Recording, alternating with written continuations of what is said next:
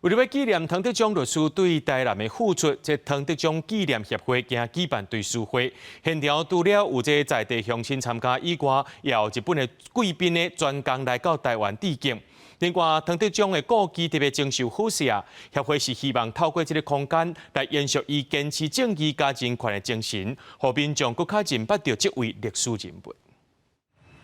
透早在这民众提回来到唐德宗纪念公园，感念唐德宗历史当年为台南牺牲性命。3月13，唐德宗纪念协会举办追思会。唐德宗的老爸出世伫咧日本新本县溪头市，高雄市长带团亲身参与。某日本民众为了感念唐德宗，特别对日本飞来者致敬。この方のセレモニーを見てみたいから、この方とても立派な人です。私のふるさとの熊本出身です。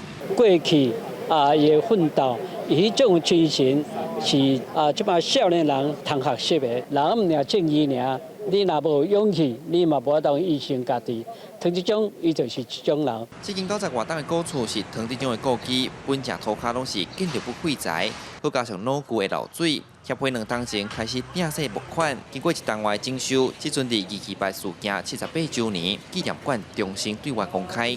协会讲征收过程贴落来木材拢逐条编好，目的就是要甲遮恢复伊原本的面貌，甲唐德宗生活过所在保存做历史遗产。恢复唐德宗先生伫迄个时阵生活的时阵这个样态就对来修复，整个会恢复这个唐德宗先生伫遐开着事务所，啊，佮因住伫遐起居的这个情形。经过那么多年了，然后里面有一些都是破损了，那他等于是说透过我们理事长，因为我们有协会嘛，还有一些理事的努力。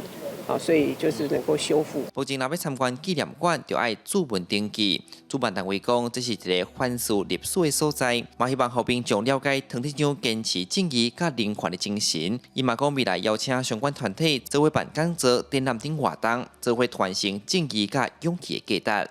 记者苏台南采访报道。